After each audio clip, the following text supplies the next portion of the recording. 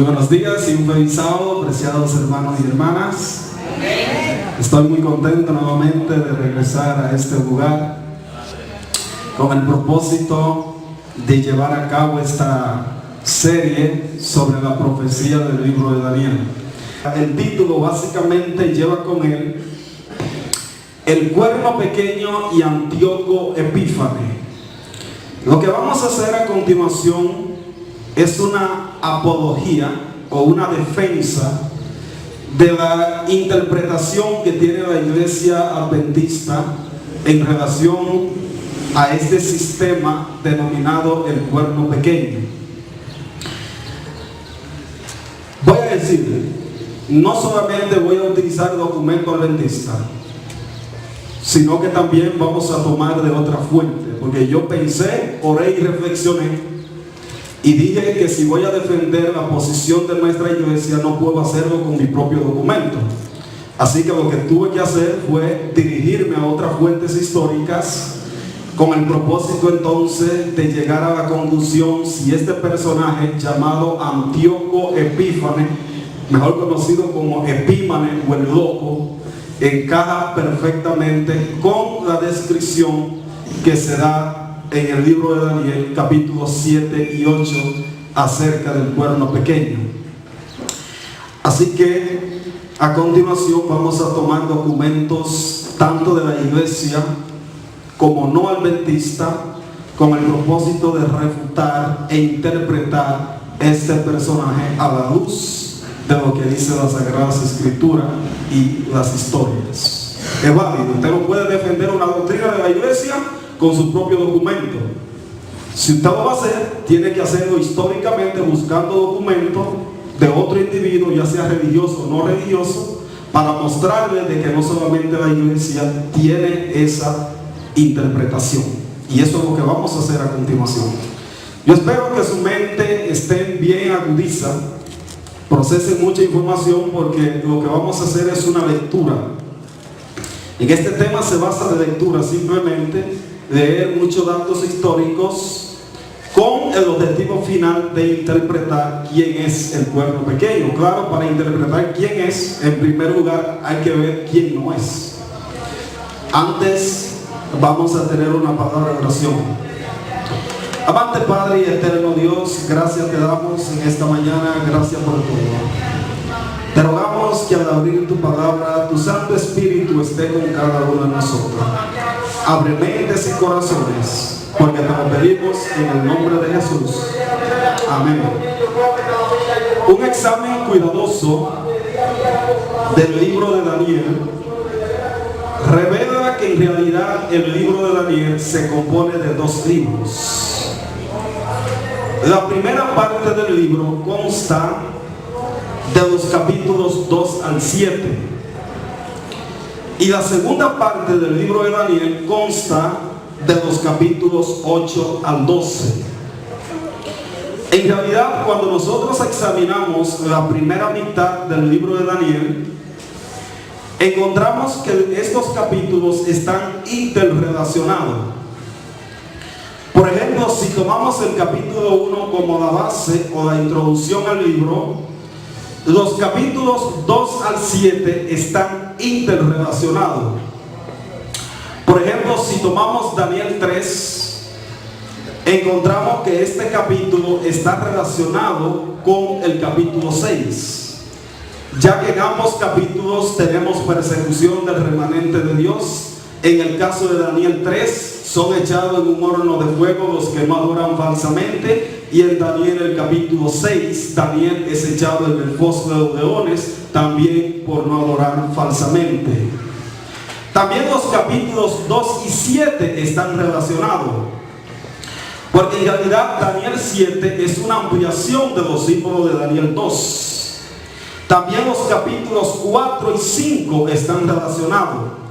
El capítulo 4 tiene que ver con la caída de un rey cuyo imperio cae por su arrogancia, y el capítulo 5 habla de otro rey cuyo gobierno también cae por su arrogancia. Es decir, si nosotros vemos el libro de Daniel, la primera parte del libro Los eruditos adventistas han llegado a la conclusión de que este está compuesto en forma de un quiasmo, donde todas las piezas se interrelacionan entre ellas. El segundo libro que encontramos en el libro de Daniel son los capítulos 8 al 12. En realidad, cuando estudiamos la segunda parte del libro de Daniel, encontramos que hay un tema central que unifica a estos capítulos, y ese tema tiene que ver con el juicio investigador y el factor tiempo de los 2300 días. Es decir, el tema central que unifica la segunda parte del libro de Daniel es el juicio investigador, la purificación del santuario y el factor tiempo de los 2300 días. Ahora, un estudio general en cuanto a las dos partes del libro de Daniel llegan a la conclusión de que en este libro tenemos dos temas centrales. El primer tema es el periodo profético de los 2300 días, la obra del juicio investigador, y el segundo tema que encontramos en el libro de Daniel es la obra que realiza el cuerno pequeño, ya que este poder llamado el cuerno pequeño se menciona en todas las partes apocalípticas del libro. Lo encontramos en Daniel 2, Daniel 7, Daniel 8 y en Daniel el capítulo 11. Así que es de suma importancia identificar quién es el cuerno pequeño. Ahora, en el mundo religioso existe una confusión. Los que han optado por el método de interpretación profético preterista, y yo creo que ustedes ya conocen cuántas escuelas en realidad hay. Hoy aprendí que hay 4, pero yo pensaba que eran 3. Preterista, historicista, y luego tenemos la futurista, pero hay que hay una idealista. Bueno, está bien. Pero los que han optado por el método de interpretación profético preterista han llegado a la conclusión de que el personaje llamado Antíoco Epífanes encaja con las características que se presentan en el libro de Daniel para ser el cuerno pequeño.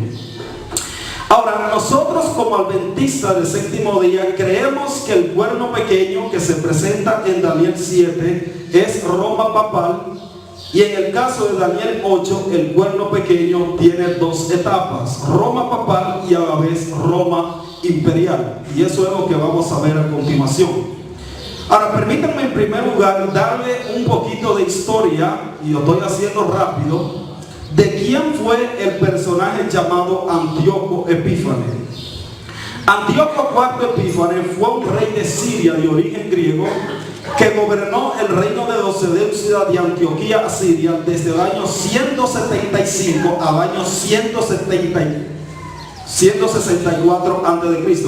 Recuerden bien esa fecha. Antíoco Epífanes gobierna desde el 175 a.C. al 164 a.C. aproximadamente. 175 a.C. al 164 a.C. aproximadamente. Antes. Ahora, ¿ya? Bien, para los eruditos modernos, como ya le mencioné, este individuo que se llama Antíoco Epífanes dice que encaja perfectamente con la descripción que se presenta en el libro de Daniel. Así que como iglesia tenemos un desafío, porque otras denominaciones enseñan lo contrario a la nuestra. Pero en el libro de Daniel tenemos las características suficientes para interpretar en realidad quién es este sistema. Y eso es lo que vamos a hacer a continuación. Vamos a hacer un estudio, tomamos la característica de la Biblia, lo confirmamos con la misma Biblia y también lo vamos a confirmar con la historia. Ahora, la pregunta clave es con la que queremos comenzar en esta mañana es esta: ¿cumple Antíoco Epífanes con las características dadas en el libro de Daniel en relación al cuerno pequeño? Si es así, entonces la iglesia adventista está en un tremendo problema, y la interpretación de los 2300 días, la obra del juicio investigador, el fundamento de la iglesia adventista se desmorona.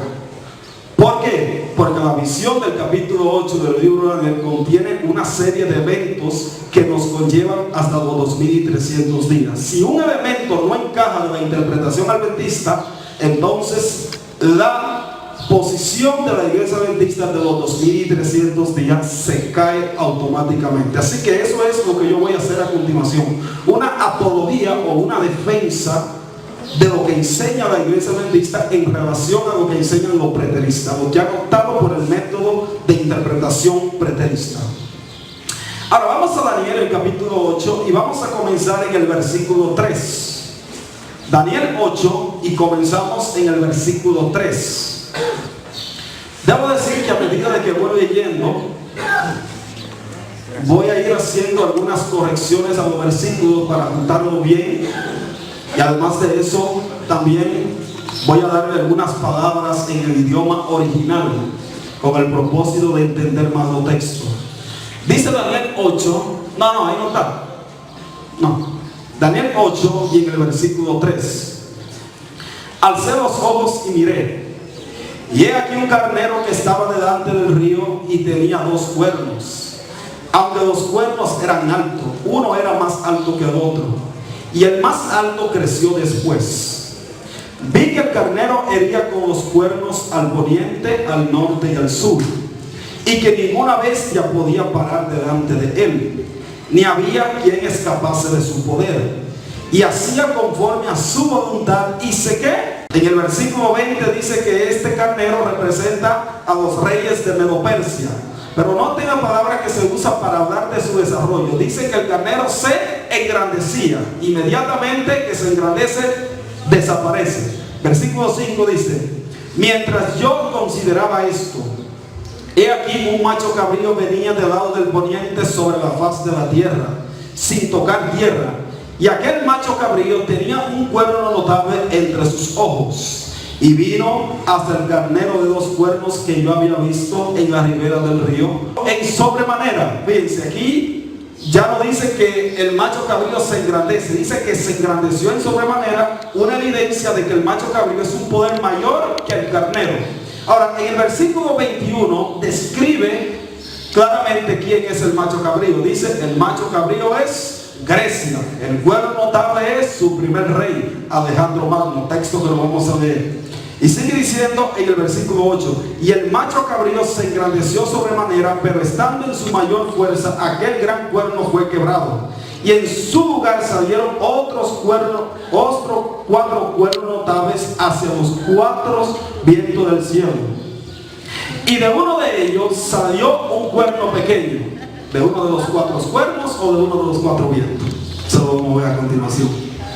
Y de uno de ellos salió un cuerno pequeño que creció mucho al sur, al oriente y hacia la tierra gloriosa, y se engrandeció hasta el ejército del cielo, y parte del ejército y de las estrellas echó por tierra y las pisoteó, y aún se engrandeció contra el príncipe de los ejércitos, y por él fue quitado el continuo sacrificio. Esa palabra sacrificio no va.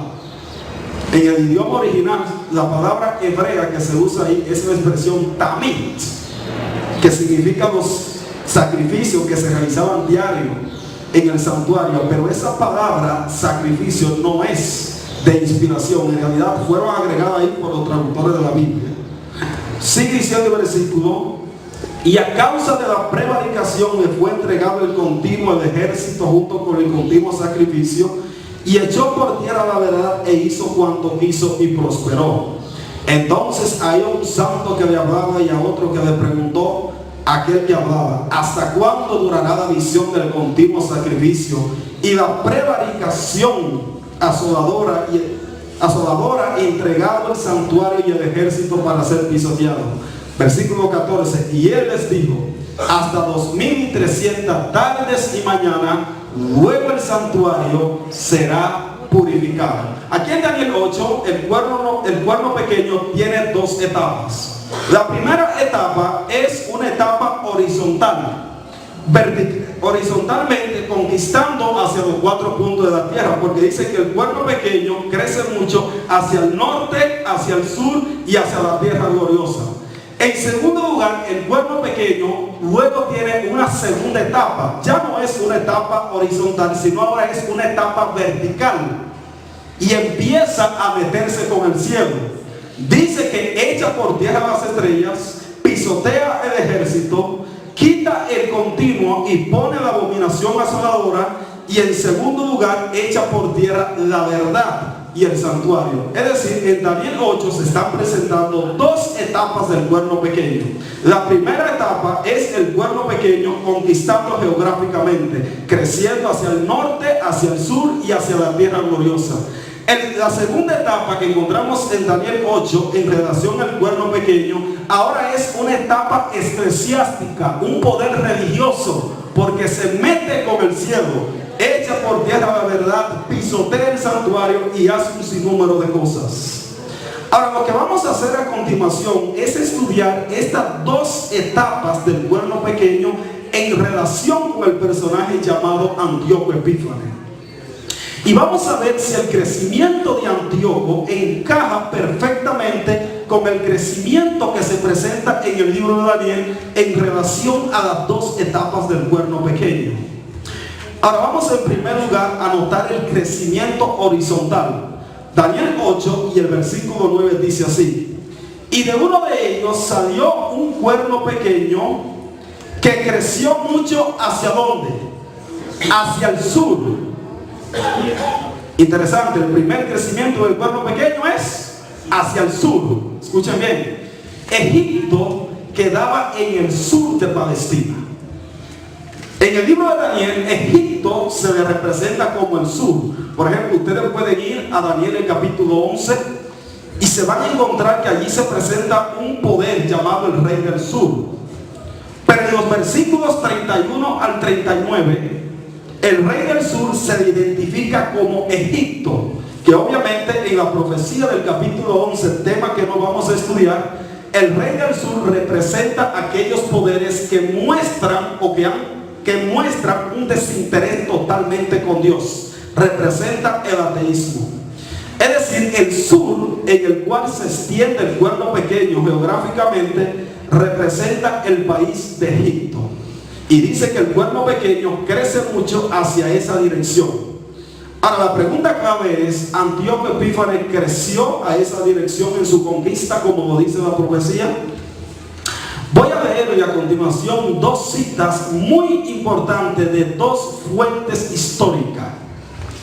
La primera cita se encuentra del erudito de la iglesia adventista William Shea en su libro titulado Daniel, una guía para el estudioso, en la página 136. La segunda cita que voy a leer viene de un documento que le llaman Ecurel. Ellos no solamente escriben documentos históricos, sino que también escriben documentos científicos. Y cabe destacar que en ambas citas concuerdan en cuanto al crecimiento de Antíoco Epífanes. Dice William Shea en la página 136 de su libro lo siguiente: por otra parte, Antíoco Epífanes hizo muy poco en estas tres direcciones. Lo pueden ver ahí.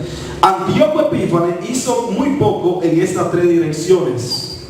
Tuvo alguno éxito hacia el sur en el año 169 a.C., cuando conquistó la mitad del país de Egipto. Pero cuando regresó el año siguiente, el embajador romano, el nombre del embajador es Popilio Laena, no lo dice ahí, pero el nombre del embajador era Popilio Laenas. Dice aquí: pero el año siguiente, cuando regresó el embajador romano, Popilio Laena, trazó una línea en la arena y lo amenazó si no daba marcha atrás. Antíoco se dio media vuelta y regresó a Siria sin arrojar ni siquiera una flecha, lo que muestra dónde se encontraba el verdadero poder de este tiempo. Pregunto, ¿conquistó Antíoco hacia la parte sur, hacia Egipto? No. Fue detenido por un embajador romano. Dice la historia que Popilio Laena vino solo, no tuvo que usar un ejército militar, y cuando llegó delante de Antíoco le dijo: si pasa de ese círculo te parto. Pues al individuo no le costó más que retirarse, porque Antíoco conocía que el poder en aquel entonces se encontraba en los romanos. Ahora notemos una segunda cita, se encuentra en un documento llamado Ecurre, no es adventista, fíjense que ambos concuerdan. Dice aquí: mientras Roma estaba empeñada en la tercera guerra macedónica, tuvo que enfrentarse a otro intento de la casa de Seleucida por dominar el cercano oriente. Antíoco Epífanes marchó contra Egipto. Estaba por tomar el país cuando llegó un emisario de los victoriosos romanos, el mismo Popilio Laena, con un ultimátum en el que exigía a Antíoco que saliera de Egipto, que entonces era aliado de Roma y estaba protegido por ella. Antíoco se retiró, pues comprendió bien cuál era el poderío militar. ¿Conquistó Antíoco Egipto? ¿Creció hacia Egipto? ¿Creció hacia el sur? No. Pero en Daniel 8 dice que sí, que el cuerno pequeño crece mucho hacia el sur, hacia Egipto, pero Antíoco Epífanes no crece. Así que en la primera descripción en relación a este individuo queda totalmente descartado. No encaja con el crecimiento hacia el sur.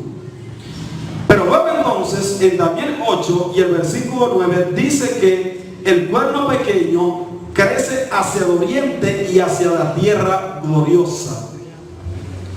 La tierra gloriosa, según los estudiosos, es el país de Palestina, el pueblo de Judea. Ahora permítanme leer nuevamente un par de citas, en realidad son 3 citas, 2 adventistas y otra fuente histórica, en que nuevamente hablan del crecimiento de Antíoco Epífanes hacia esas 2 direcciones del compás. Dice aquí William Shea en la página 136 del mismo libro lo siguiente: Antíoco Epífanes tuvo cierto éxito al iniciar su campaña oriental, pero murió durante la expedición. Con la tierra gloriosa de Judea le fue aún peor. No solo la pudo conquistar, sino que él fue el culpable de perderla. Irritados por la persecución de Antíoco, los judíos se levantaron y liberaron a Judea de Siria. Por lo tanto, Roma satisface estas especificaciones de la profecía mucho mejor de lo que hace Antíoco.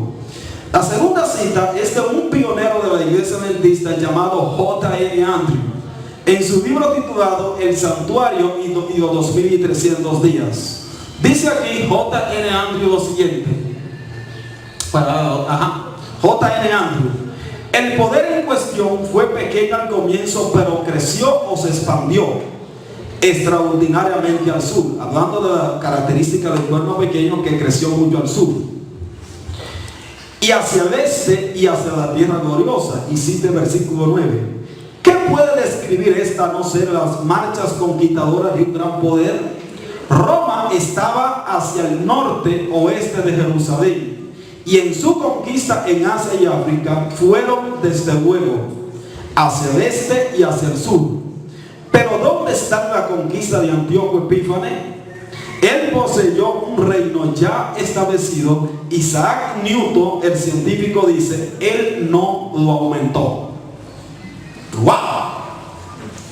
La tercera cita se encuentra en una fuente bibliográfica muy bien conocida llamada Wikipedia.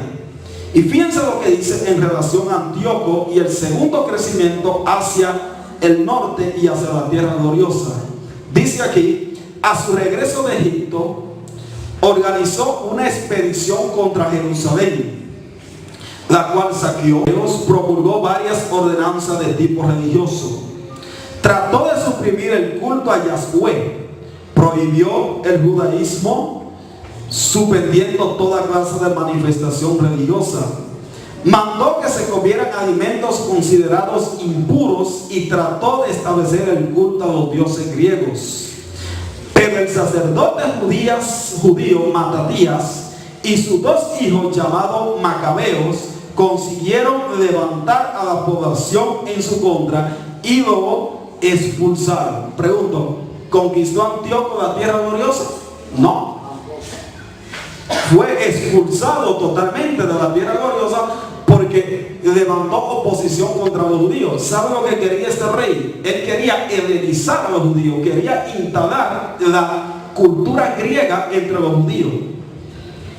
Y cuando él vino de allí, de Egipto, pensó quitarse su furia contra los pobres judíos, pero mal que les salió. Los judíos se levantaron en guerra y lo echaron. Así que eso nos dice claramente que Antíoco Epífanes no creció mucho hacia el norte ni hacia la tierra gloriosa, como lo dice la profecía. Solamente hay un poder que encaja perfectamente, y es el poder romano, que en realidad sí conquistó la tierra judía. Ustedes recuerdan que cuando Jesús vino aquí, ¿bajo qué poder se encontraban los judíos? Se encontraban bajo el poder romano. Y si ustedes notan, William Shea dice que cuando Antíoco Epífanes se diría a conquistar el sur, dice que él no pudo porque Egipto ya estaba aliado con Roma, es decir, ya le pertenecía a los romanos. Interesante. Pero la profecía de Daniel nos dice que Antíoco Epífanes, en realidad el pueblo pequeño, tuvo un segundo crecimiento. Entonces me dice, yo no sé por qué tú me dices a mí un tema tan complicado como este, como que aquí hay que leer demasiado. Sí, yo no sé que voy bien porque este tema es muy enredado, Hasta yo mismo, yo dije, ¿qué le presento a esta gente? Tuve que hacer un resumen, digo yo, si le presento 18 páginas, entonces se me van a aburrir. Si le presento, entonces digo, ¿qué será? Pero sería que, o sea, me hiciste tú un propósito conmigo, Las informaciones que le estoy presentando a ustedes son informaciones diezmadas. Yo las tuve que seleccionar, porque son demasiados documentos históricos, y todavía aquí en la computadora tengo alrededor de 2 documentos que yo leí. Digo, yo no voy a leer esto porque ya llevo 9 páginas. Porque para usted comprobar ese punto, usted tiene que ver la historia. Usted no puede venir y decirme a mí, no, Antíoco ni creció al norte ni creció al sur. Ajá, ¿y de dónde tú me sacas? Y la fuente, ¿dónde está? Para refutar ese punto, usted tiene que ver la historia en relación al crecimiento del pueblo pequeño. Esa es la única manera para llegar a la conclusión si Antíoco Epífanes encaja o no encaja. Ahora vamos a estudiar el crecimiento vertical del pueblo pequeño.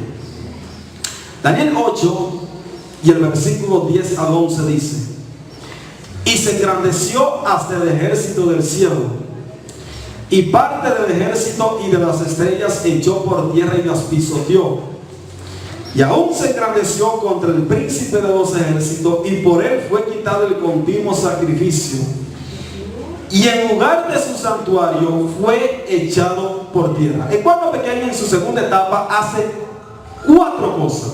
En primer lugar, se engrandece hasta el ejército del cielo y las estrellas y las pisotea.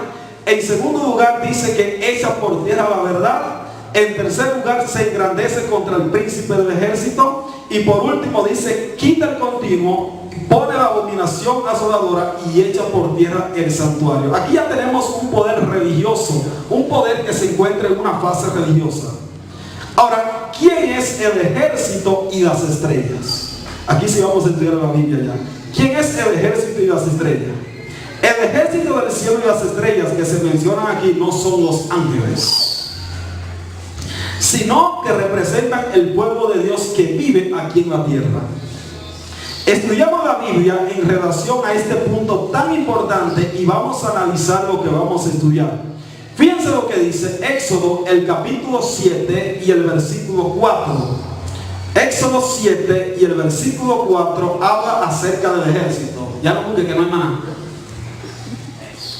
Dice aquí: y Faraón no os oirá, mas yo pondré mi mano sobre Egipto y sacaré a mis ¿qué? ¿Están leyendo? ¿No están leyendo? Y sacaré a mis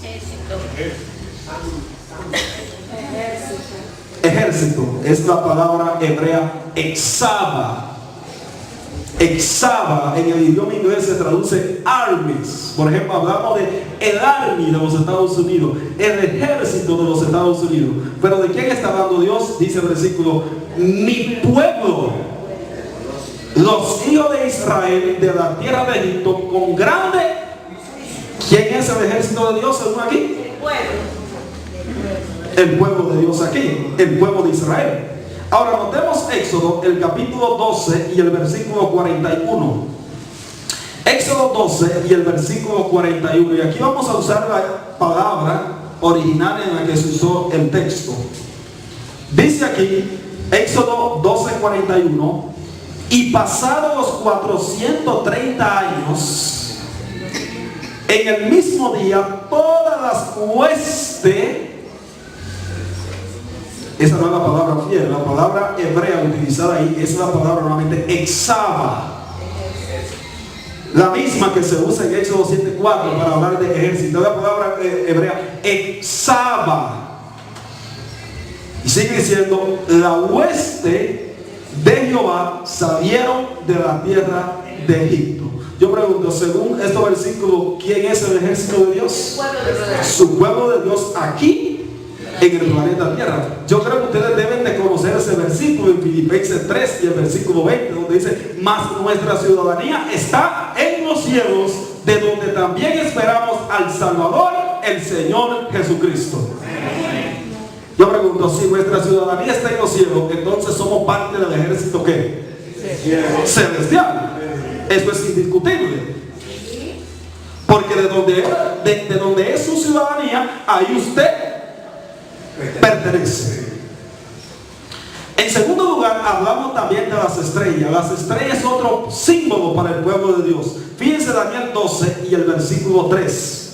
Dice aquí en Daniel 12 y el versículo 3 lo siguiente: los entendidos resplandecerán como el resplandor del firmamento, y los que enseñan la justicia a la multitud como las estrellas a perpetua eternidad. ¿Cómo se representa el pueblo de Dios? Como las estrellas. William Shaw, que es en realidad la miel a nivel mundial acerca del libro de Daniel, confirma que las estrellas representan el pueblo de Dios aquí en la tierra. Y cita este versículo de Daniel 12:3. Pero luego dice que el pueblo pequeño ahora tiene un crecimiento e intenta contra el príncipe del ejército. El príncipe del ejército en el libro de Daniel y en otras partes de la Biblia representan a Jesús. Jesús es el príncipe del ejército. Por ejemplo, en Daniel 12 y el versículo 1 dice: en aquel tiempo se levantará Miguel, el gran príncipe. En Daniel 10 y el versículo 13 dice: mas el príncipe del reino de Persia se opuso durante 21 días. Pero he aquí Miguel, uno de los principales príncipes, vino para ayudarme y quedé con los reyes de Persia. Nuevamente se identifica a Miguel o a Jesús como el príncipe. En Josué el capítulo 5 y el versículo 13 al 14, texto que vamos a leer, Josué el capítulo 5, comenzando en el versículo 13, dice lo siguiente, y también vamos a usar aquí la palabra original para concordar con lo que hemos estudiado anteriormente. Dice en Josué 5 y el versículo 13: estando Josué acerca de Jericó, alzó sus ojos y vio a un varón que estaba delante de él, el cual tenía una espada desenvainada en su mano. Y Josué, yendo hacia él, les dijo: ¿eres de los nuestros o de nuestros enemigos? Y él respondió: no, mas el príncipe del ejército de Jehová ha venido ahora. Entonces Josué se postró sobre su rostro en tierra y le adoró y le dijo: ¿qué dice mi señor a su siervo? Y el príncipe del ejército de Jehová respondió a Josué: quita el calzado de tus pies, porque el lugar donde está es tierra santa. Y Josué así lo hizo. Amén. ¿Cómo se identifica a Jehová? Como el príncipe del ejército. Y ustedes recuerdan esa expresión, quita tu calzado. Es la misma que se usó allá cuando Moisés fue a la zarza. Es el mismo personaje que en el Antiguo Testamento se describe como el ángel de Jehová. La sierva del Señor dice que el ángel de Jehová es un símbolo de Jesús. En realidad no era Dios el Padre que venía, era Jesús. Por ejemplo, ustedes lo pueden encontrar en Daniel el capítulo 3. Cuando los 3 jóvenes hebreos fueron echados en el horno de fuego, dice que ellos echaron 3 y cuando van a investigar cuántos varones, hay 4 y se identifica como uno de los hijos de los dioses. Y ustedes se preguntarán, y yo por años me pregunté, ¿y de dónde se le ocurrió a los jóvenes, y de dónde se le ocurrió a Nabucodonosor identificar que ese era el hijo del hombre? La hermana Noaña, en Comentario Bíblico Adventista, página 1174, dice ella, la única razón por la que ellos entendieron que era el hijo del hombre era porque los jóvenes hebreos testificaban y hablaban del Mesías príncipe. Amén. Es decir, lo que hacían los jóvenes hebreos era que le decían al rey, mira, el hijo del hombre tiene tal descripción, es así, así. Entonces, cuando pudo reconocer quién era Jesús, ellos hablaban con el rey acerca de este asunto. Voy a dar un resumen. El príncipe del ejército del pueblo de Dios debe ser aquel que es llamado Mesías príncipes en la profecía del capítulo 9 y el versículo 25. En Daniel 10, 21 se le cita Miguel vuestro príncipe. Y Miguel el gran príncipe que está de parte de los hijos de tu pueblo, en Daniel 12:1. En otras palabras, dice un erudito adventista, ese es nada menos y nada más que Jesús, el príncipe del ejército. Pero en su segundo intento el cuerno pequeño no para ahí. Dice que el cuerno pequeño echa por tierra la verdad. Así que aquí tenemos un sistema que rechaza el mensaje de Dios. Echa por tierra la verdad. El papado recargó la verdad con tradiciones y la oscureció con supersticiones, mezclando la palabra de Dios con inventos humanos. Solo hubo un poder en toda la historia que encaja con esta profecía del cuerno pequeño. Durante 2260 años persiguió al pueblo de Dios y echó por tierra la verdad, y ese poder es Roma. Yo creo que no hay que dar historia, ustedes reconocen que el poder romano echó por tierra la verdad, tomaba la palabra de Dios y la adulteró. Por ejemplo, el segundo mandamiento que prohíbe el culto a las imágenes, ¿qué sucedió? Eliminado. El cuarto mandamiento que dice que hay que adorar a Dios en su santo día, ¿qué pasó con ese mandamiento? Se adulteró. Además de eso, no le proveían el alimento espiritual al pueblo. Por ejemplo, ustedes tienen que recordar que en uno de los 7 sellos se presenta una escasez de trigo y ¿qué más? Cebada. Esos son los 2 elementos de la Biblia. Representa una escasez en la historia de la palabra de Dios. Eso ocurre prácticamente en el tercer, cuarto sello. Está describiendo el mismo periodo profético. Pero ahora vamos a identificar la salida del cuerno pequeño. Ustedes recuerdan que en Daniel 8 dice, y de uno de ellos salió el cuerno pequeño. Pero el problema es que anterior a eso y anteceden 2 sustantivos a la que puede referirse con el pronombre hecho.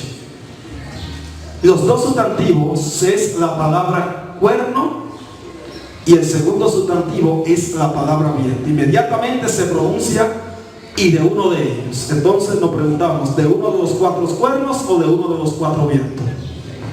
Escuchen bien, si el cuerno pequeño sale de uno de los 4 cuernos, entonces Antíoco Epífanes sí tiene que ver con esta profecía. Porque Antíoco Epífanes fue un rey de una de las dinastías en la cual se dividió el imperio griego. Ustedes recuerdan que cuando se le quiebra el primer cuerno, dice que en su lugar salen ¿cuántos cuernos? 4. Hacia los 4 puntos cardenales. Dice hasta los 4 vientos, pero en la Biblia los vientos, los 4 vientos representan los 4 puntos cardinales. E inmediatamente dice, ¿y de uno de ellos? ¿De uno de los 4 cuernos o de uno de los 4 vientos? La respuesta a esa pregunta es muy simple, sale de uno de los 4 vientos. ¿Y saben por qué? La palabra hebrea utilizada ahí es la palabra gen. En el idioma hebreo en el cual se escribió este versículo, cuando el pastor estaba dando el seminario, él solamente dijo, la primera mitad del libro de Daniel está escrito en arameo, la segunda mitad está escrito en hebreo. No, yo le voy a explicar el asunto. Daniel 1 está escrito en hebreo. Daniel 2 hasta Daniel 7:28, no entero el capítulo, Daniel 7:28 está escrito en arameo. Luego el idioma que se usa es el hebreo. ¿Entendieron? Así que este texto está escrito en hebreo. La palabra cuernos, o cabe destacar que en el idioma griego existen palabras que se le puede referir de las dos formas, tanto femenino como masculino. Por ejemplo, hablamos en el idioma castellano, podemos referirnos al mar como hembra, la mar, como también le podemos llamar en el pronombre masculino, el mar. En el hebreo sucede algo similar. La palabra cuernos que aparece ahí es femenina. La palabra viento que aparece en ese versículo no es solamente femenino, sino que también es masculino. El pronombre ellos es un pronombre masculino. Si dijimos que cuernos es femenino y vientos no es solamente femenino, sino que a la vez es masculino, y el pronombre ellos es masculino, entonces tiene que ser que el cuerno pequeño sale de uno de los 4 cuernos y no de uno de los 4 vientos. ¿Me entendieron? ¿No entendieron? Vamos a leer esa cita del comentario bíblico adventista, a ver si entienden un poquito mejor. Comentario bíblico adventista, tomo 4, escuche bien. En el hebreo, esta frase presenta problemas de género que confunden el sentido de la expresión. La palabra que significa ellos, gen, es masculina. Esto indica que gramaticalmente el antecedente es viento y no cuernos, puesto que viento puede ser de género masculino o femenino, pero cuernos solo es femenino. Por otra parte, la palabra que se traduce uno es la expresión atha, es femenina, por lo que sugiere el vocablo cuernos como antecedente. Es posible que también atha se refiera a la palabra que significa vientos, que es por lo general femenina, pero es dudoso que el autor hubiera asignado 2 géneros diferentes al mismo sustantivo en una sola expresión. ¿Todavía no han entendido? Sí, lo que pasa es que se está refiriendo a que salió uno de los cuernos, o sea, de los vientos, porque está hablando de los vientos directamente, sí, hacia los 4 vientos, y de uno de ellos salió el cuerno. Vamos a ver si entienden la parte. Cuernos es femenino.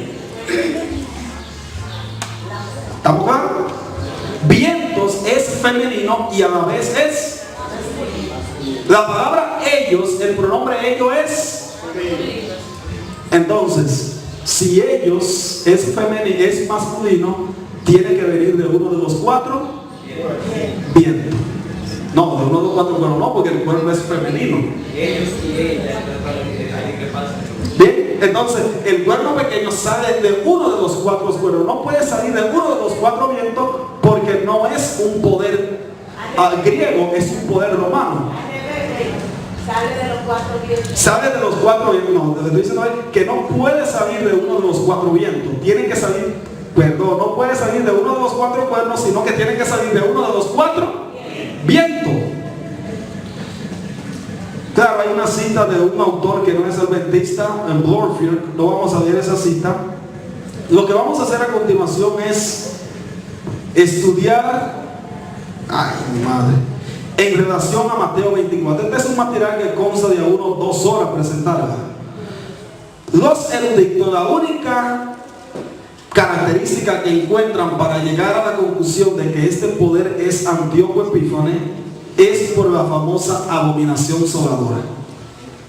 ¿Y saben cómo lo identifican? Antíoco Epífanes, cuando fue a Judea, tomó el templo de los judíos y puso en medio del templo una estatua de Zeus.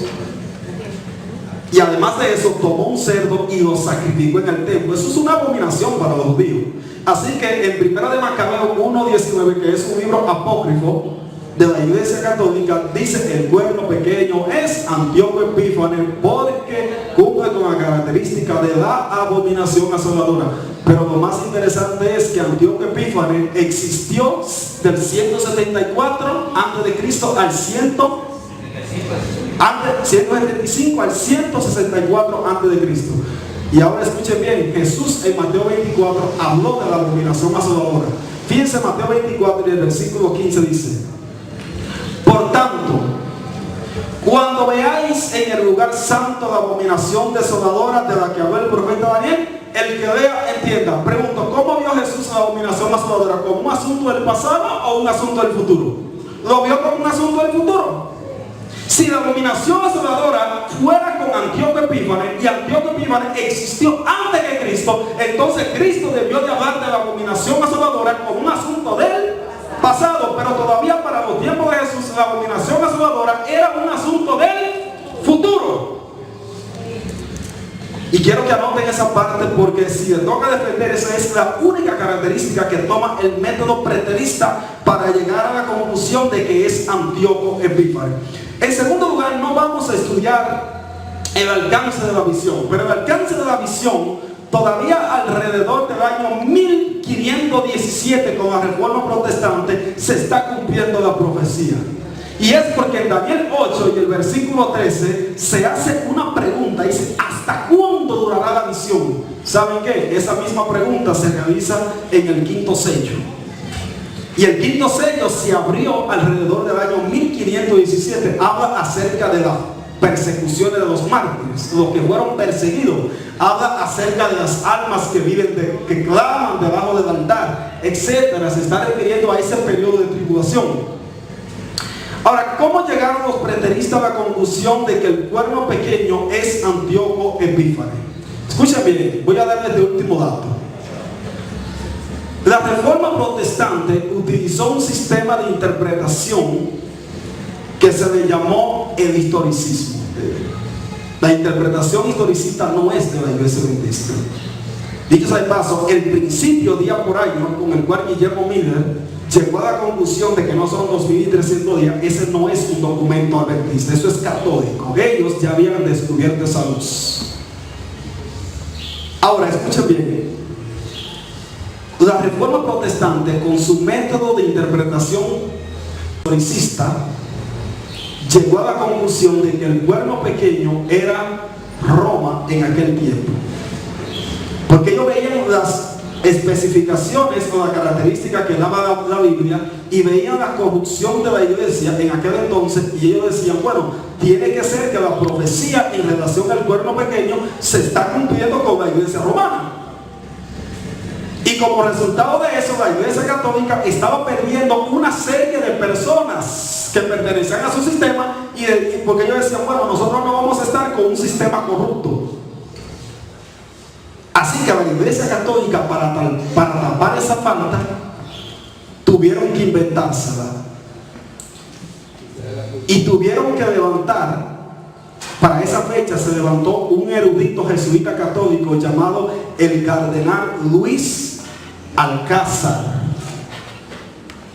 Luis de Alcázar en primer lugar, introduce el sistema de interpretación preterista. Y Luis de Alcázar, cuando los reformadores decían: no, la profecía del cuerno pequeño se está cumpliendo con la iglesia romana, Luis de Alcázar dijo: no, espérense. Eso no es así. La profecía del cuerno pequeño se cumplieron con un personaje llamado Antíoco Epífanes. ¡Wow! Pero saben algo muy interesante. cuando este erudito llamado William Cazar, que vivió en el año 1154-1613 después de Cristo, introduce este sistema de interpretación profético, estaba cumpliendo una de las profecías o una de las características en base a la profecía en relación al cuerno pequeño. Ustedes recuerdan que en Daniel 7:25 dice que el cuerno pequeño intentaría cambiar los tiempos. La palabra tiempo que se usa ahí hace referencia al calendario profético que tiene Dios de la historia. Por ejemplo, ustedes pueden encontrar esos versículos en Gálatas 4, y el versículo 4 dice: y cuando vino el cumplimiento del tiempo, vino Jesús nacido de mujer. ¿Qué tiempo? La profecía de las 70 semanas. Lo que el apóstol Pablo está diciendo es: cuando se cumple el tiempo del calendario profético de Dios, entonces nace Jesús. Por ejemplo, también en el libro de los Hechos, en el capítulo 1 y el versículo 6, dice lo siguiente: entonces los que habían reunido le preguntaron: dinos, Señor, ¿restaurará el reino a Israel en este tiempo? Y les dijo: no os toca a vosotros saber los tiempos o las sazones que el Padre ha puesto en su potestad. En otra palabra, lo que los apóstoles le están diciendo a Jesús: ¿vas a restaurar el tiempo? ¿Vas a restaurar el reino ahora? Y Jesús entonces le dice: a ustedes no os toca saber los tiempos que Dios ha puesto en su calendario profético, porque recuerden que el reino para el pueblo de Dios les será entregado en la segunda venida de Jesús. Y ya Jesús anteriormente había enseñado que el día ni la hora nadie lo sabe. ¿Solamente quién? El Padre, porque el Padre tiene un calendario profético en el cual van a ocurrir los eventos. Entonces yo le pregunto: ¿sabe Jesús la fecha? ¿Sabe Jesús cuándo va a venir a la tierra, sí o no? Se mete en un problema. Hey, ¿saben ustedes que ese es uno de los textos que toman los testigos de Jehová para decir que Cristo no es Dios? Escuchen bien, exactamente. Cuando Jesús dijo eso, se encontraba en condición de hombre. En condición de hombre, Jesús no sabía nada de lo relacionado al Padre, pero como Dios sí. Porque ustedes recuerdan lo que dijo Pedro cuando vino ante Jesús y le dijo: Pedro, ¿me amas? ¿Me amas? ¿Me amas? ¿Qué dijo Pedro? Señor, pero tú sabes toda la cosa. Jesús como hijo, como hombre, no sabía la fecha de su venida, pero como Dios sí sabe exactamente. Jesús sabe cuándo se va a retirar del santuario, porque Daniel 12:1 dice: en aquel tiempo. ¿En qué tiempo? Tiene que regresar al capítulo 11 del libro de Daniel y estudiar lo que está sucediendo con el rey del norte. El rey del norte está levantando una persecución. Claro, no vamos a estudiar esa profecía, pero yo creo que debieron de incluir una semana en cuanto a Daniel 11. Así que la palabra tiempo significa el periodo profético que tiene Dios de la historia. Así que cuando este erudito estaba tratando de desviar la atención del pueblo hacia el método historicista de que la profecía no tenía nada que ver con Antíoco Epífanes, estaba tratando de cambiar el panorama que tenía Dios de la historia. Porque Dios ya en el libro de Daniel había dicho que el pueblo pequeño iba a tener un dominio ¿de qué tiempo? De 1260 años. Y que iba a comenzar en el año 538. ¡Wow! Y saben algo muy interesante. Hoy en día, la gran mayoría de las iglesias protestantes han optado por este método de interpretación. Un día que ustedes vayan a La Sirena, cojan las Biblias que están allí, que tienen comentarios al pie de página, y ustedes van a Daniel el capítulo 8, y todas esas Biblias que tienen comentarios al pie de página que fueron escritas por un hombre, dice exactamente: el cuerno pequeño es Antíoco Epífanes. El cuerno pequeño es Antíoco Epífanes. Si el cuerno pequeño es Antíoco Epífanes, entonces la iglesia adventista está equivocada acerca de la profecía de los 2300 días. Y cabe destacar que para alrededor del año 1970-80 fue que se levantó Desmond Force. 78, Desmond Force enseñó de que Antíoco Epífanes era el cuerno pequeño y que los 2300 días no tienen nada que ver con la iglesia. Un teólogo adventista con un doctorado. La iglesia adventista evaluó su caso y lo expulsaron. Y él todavía sigue predicando ese asunto. Interesante. Y ustedes se preguntarán, bueno, ¿y por qué lo expulsaron? Escuchen bien. Ya la hermana Moya había predicho que Satanás iba a intentar contra el santuario. ¿Y por qué? En el libro Cristo en su santuario, página 16, la hermana Moya dice: el fundamento, la correcta comprensión del santuario celestial es el fundamento de nuestra fe. Yo creo que tuviste la publicación que yo hice en Facebook cuando comentaron que no, los 2300 días no tiene nada que ver. Y dice, no, los 2300 días no son 2300 años. En realidad hace referencia a los sacrificios. 1500 sacrificios. El problema es que los 2300 días se tachan como 2300 tardes y mañana. Cuando ustedes van a Génesis, el capítulo 1, para registrar el periodo de un día, dice: y fue la tarde de la mañana del primer día, la tarde de la mañana del segundo día, la tarde de la mañana del tercer día. Cuando se habla de los sacrificios, por ejemplo, en Éxodo 29, 40, 39 alrededor, para referirse a los sacrificios, no se refiere como tarde y mañana, sino mañana y tarde. La tarde y mañana hace referencia a un día. Así que los 2300 días no son 1500 sacrificios, sino son 2300 años, como lo dice la profecía. Claro, hermano, yo podría amanecer hablando de acerca de ese asunto, porque yo me encuentro un poquito loco estudiando el tema, con unos ataques que han realizado, y me ha dado para estudiar el tema. Ahora estoy metido con la deidad, con la Trinidad. Hay un hombre por ahí que estamos fuertemente imbuidos, él y yo. Es amigo mío, pero lo estamos azotando ya duro.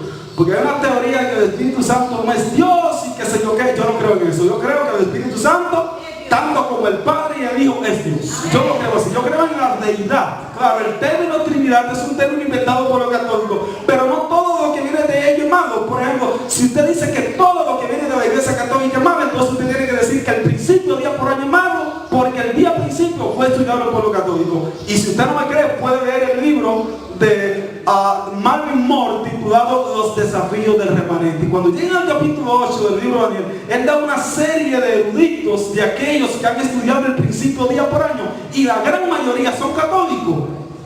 Y dicho sea de paso, antes que Guillermo Miller dijera que los 2300 días Jesús venía para esa fecha, terminando en 1844, ya habían eruditos de otras iglesias que habían llegado a esa deducción.